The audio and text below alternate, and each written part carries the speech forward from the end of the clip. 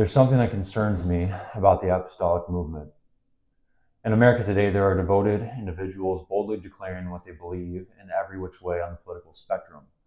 There are protests, lectures, debates, panels, podcasts, video essays, etc. These voices seethe with fervor as they insert their ideas into the public discourse. Their passion and boldness stirs me, and it should shake you as well. Why? Because in the midst of all this, where is the apostolic voice in American society? Where is the Acts 2:38 message?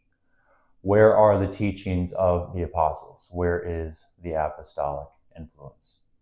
Now I want to pause and make myself very clear. As the church, we cannot get dragged into the nastiness that is our political landscape. We are citizens of heaven, and our allegiance is to a kingdom not of this world. But nevertheless, the influence of the apostolic movement needs to be felt in America, which leads me to my concern. Unfortunately, we are not a significant factor in modern public discussion. We are simply not relevant, but that doesn't have to be the case.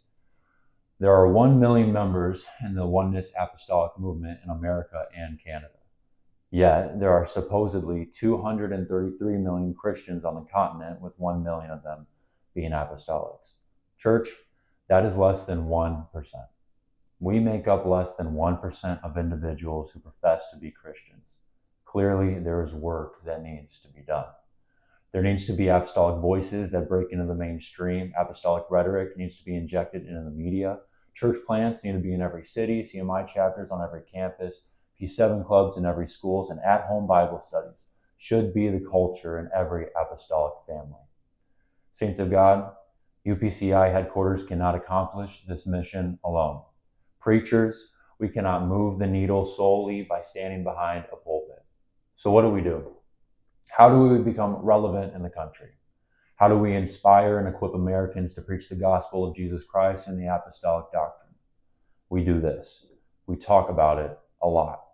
We insert our voice into the zeitgeist. We preach it online and in the streets. We preach it at our jobs, our schools, to our friends and family. We become disciple makers.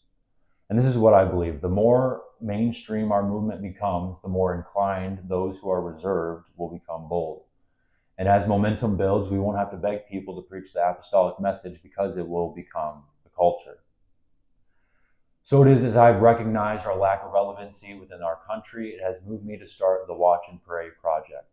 The name comes from Matthew 26:41, where Jesus tells his disciples, "Watch and pray, that you enter not into temptation. The spirit is willing, but the flesh is weak." I know most within our movement